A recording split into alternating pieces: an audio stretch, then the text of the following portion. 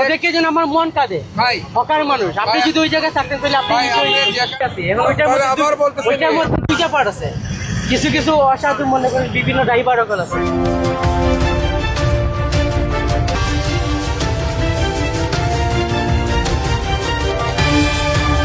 কিন্তু পার্কিং এর জায়গার মধ্যে তারা যে যেখানে পারতেছে রিক্সা গাড়ি রাখতেছে, সেই জন্য কিন্তু যানজট হয়। আমরা আমাদের কাজ করতেছি ভাই। আমি আপনাদেরকে ডিস্টার্ব করছি না, disturb না, আমরা জানতে চাইতেছি, বুঝছেন না? আমার কি অধিকার নাই?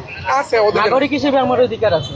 আমি তো আপনার বলছি না, বলি নাই। না বলছেন, সেই জন্য আমি জিজ্ঞেস করলাম যে আপনি আজিজ স্যার নাকি? না ঠিক আছে, আমি আজিজ, আমি আপনার বলছি, ঠিক আছে তো? খুশি আপনি? আমার চোখের সামনে আছে, চোখের বাইরেও আছে। আপনি চাইতেছেন কি?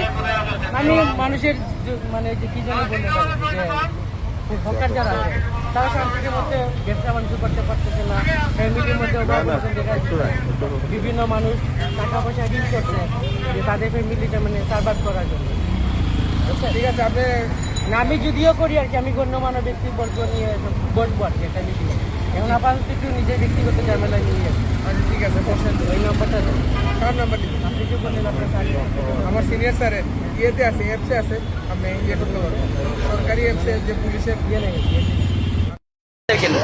আপনাদেরকে ছাড়া মানে যে সমস্ত মানুষরা ওই অবৈধ পথে দোকানপাট বসেছে না, টাকা নিতে চাঁদাবাজি নিচ্ছে, ওদের কিন্তু এরকম তথ্য থাকলে আপনারা দিবেন, আমরা ধরবো, সমস্যা নেই। ওই আপনার নাম্বার সহ আমার কাছে দিয়ে দিন। উনি একটু আগে বলছে কি যে উনি এদের পক্ষে, কাজের ব্যবসা পক্ষে। করুক। না না এখন আবার বলতেছে না না শুনেন শুনেন দোকান বসাইছে এটার বিপক্ষে। না না তো উনি কখন বললেন? কথা বললো না, আপনি তো আগে বললেন। ওদের কোনো বিপক্ষে না আমি। আচ্ছা, আপনি ওদেরকে যেন আমার মন কাঁদে ভাই, হকার মানুষ। আপনি যদি ওই জায়গায় থাকতেন তাহলে আপনি ভাই আপনি যে কাজে আসছেন চলে যান প্লিজ, ঠিক আছে? চলে যেতেন।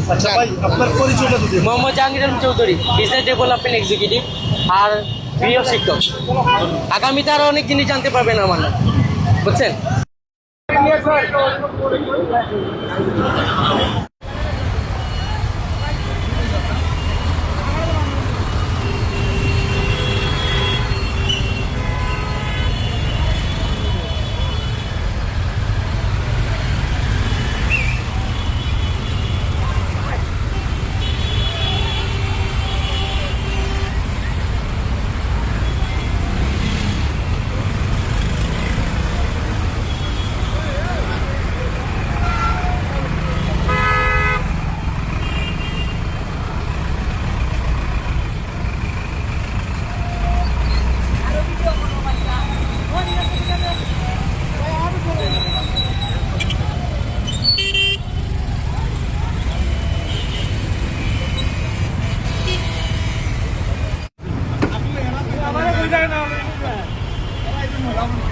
আমার